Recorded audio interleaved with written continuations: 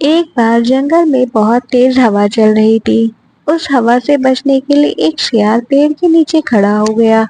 تبھی پیڑ کی ایک شاخہ ٹوٹ کر سیال کے سر پر گر گئی اور اس کو بہت گہری چوٹ آئی۔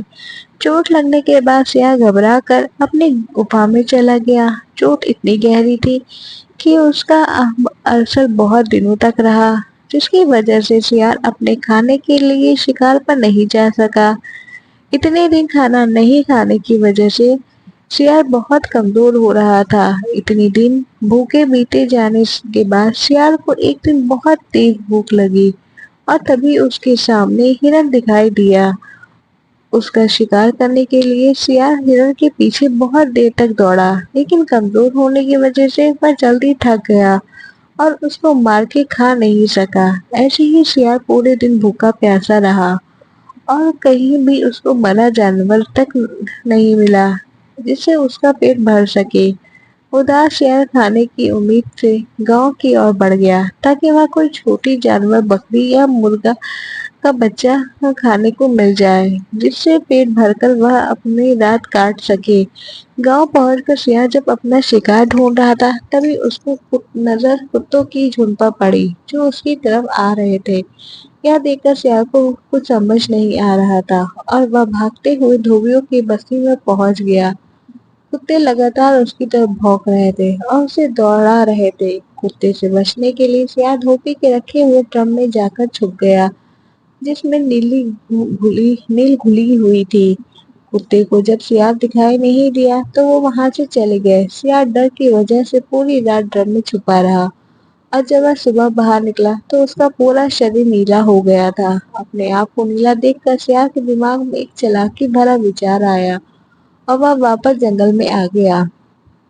جب سیال جنگل پہنچا تو اس نے اعلان کر دیا کہ وہ سبھی جانوروں کو بھگوان کا سندیش دینا چاہتا ہے۔ اس لیے سبھی جانور اس کی باتوں کو سننے کے لیے ایک پیڑ کے نیچے اکٹھے ہو گئے۔ جانوروں کی ایک اسی سبھا میں سیال نے بولا، کیا کبھی کسی نے نیلے رنگ کا سیال دیکھا ہے؟ مجھے یہ ادبھت رنگ بھگوان نے دیا ہے اور کہا ہے کہ میں جنگل پر راج کروں۔ بھگوان نے مجھ سے بولا ہے کہ میں جنگل کے سبھی جانوروں کو مارگدرشن کروں، یہ ذمہ داری اچھے سے نبھاؤں۔ یہ سب سن کر سب جانور سیال کی بات مان گئے اور سب نے سیال کے آگے بولا، کہیں مہاراج کیا حکم ہے؟ سیال نے کہا، جنگل کے سبھی سیالوں کو جنگل سے نکال دیا جائے کیونکہ ان کی وجہ سے جنگل میں بہت بڑی پریشانی آنے والی ہے۔ نیلے سیال کی باتوں کو جانوروں نے بھگوان کا آدیش مان لیا اور جنگل کے سبھی سیالوں کو وہاں سے بھگا دیا۔ ایسے نیلے سیال نے اس وجہ سے کیا تاکہ اس کی سیالوں کی وجہ سے اس کی پول نہ کھل جائے۔ یہ سب کرنے کے بعد سیال اس جنگل کا راجا بن گیا اور اس پر راج کرنے لگا۔ مور اس کا پنکھا کرتا اور بندر اس کے پیر دباتا۔ یدی سیال کو کسی جانور کو کھانا ہوتا تو وہ اس کی بلی مانگ لیتا تھا۔ اب سیال کو شکار کے لیے باہر نہیں جانا پڑتا تھا، بس غار میں بیٹھا رہتا اور سبھی جانور اس کی سیوا کرتے تھے۔ ایک چاندنی رات میں سیال کو پیاس لگی اور وہ پانی پینے کے لیے اپنی غار سے باہر آیا تو اس کے دوسرے سیالوں کو آواز سنی جو کہیں دور سے آ رہی تھی۔ رات میں سیال ہو ہو کی آواز نکالنے کی عادت ہوتی ہے۔ یہ سن کر نیلا سیال بھی اپنے آپ کو روک نہیں سکا اور وہ بھی زور زور سے چلانے لگا۔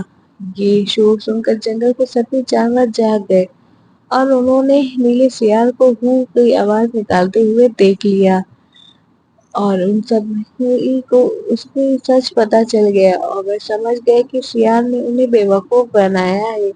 سیال کا سر سامنے آتے ہی سارے جانوروں نے مل کر اسے بہت مارا جس سے اس کی وہیں پر موت ہو گئی۔ اس کہانی سے ہمیں یہ سیکھ ملتی ہے کہ نیلے سیال کی کہانی سے ہمیں یہ سیکھ ملتی ہے کہ جھوٹ ادھک سمے تک نہیں ٹکتا، اس لیے اپنے فائدے کے لیے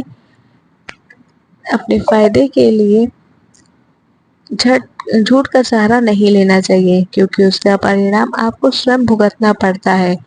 اس لیے ہمیشہ سچ کا ساتھ پر ہی چلنا چاہیے تاکہ آپ کے آگے آنے والا کل بہتر ہو۔ کہانی اچھی لگی ہو تو لائک شیئر کمنٹ کریں، چینل پہ نئے ہو تو سبسکرائب کریں۔ Thanks for watching.